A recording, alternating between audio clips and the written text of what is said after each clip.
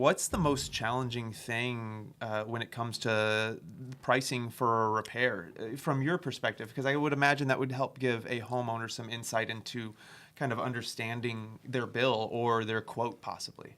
Explaining the cost in a way that makes sense to a client without having a crazy conversation about the cost of running a service business.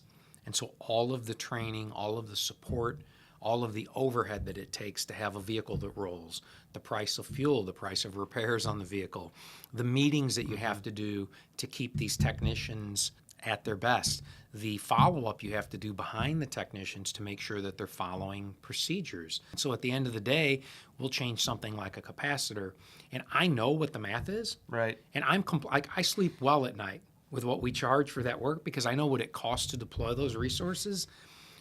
But it doesn't feel good to a client. And they can Google the thing and it's like $15 or something. Yeah, it makes no economic sense, and they don't want to hear about what it takes to run a service business. It's boring. I mean, the business, I love the business, but I'm saying, like, come on, dude. Like, you're telling me meetings, like you're making excuses. I mean, marketing is a cost. Like, well, I want a company that doesn't do marketing. There are a ton of things we do because we have bandwidth that a small company cannot do. Right. Because they do not have critical mass.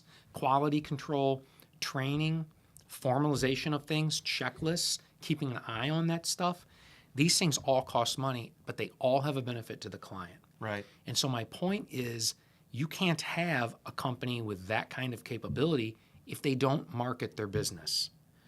Another example, you know better than I do what it costs for a Google click. Oh my goodness, yeah, it's so much right? money. It is getting higher and higher. You click on one of those ads with Google, that service provider pays a fee, and it hurts. Just to talk to you. Just to talk to you.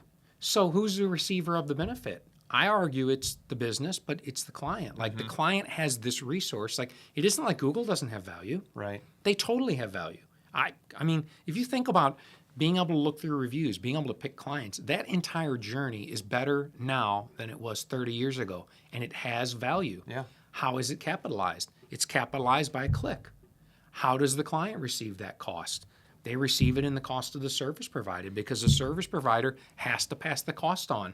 So when you're doing that click, even though you're clicking it, you're paying for that. Like, be thoughtful about that. Also be happy you've got it. And then I also would offer, don't be upset about it. Like, the service is amazing. The way you can look at reviews, the way you can cipher through the contractors that you should speak to, you can glean so much information. It has value.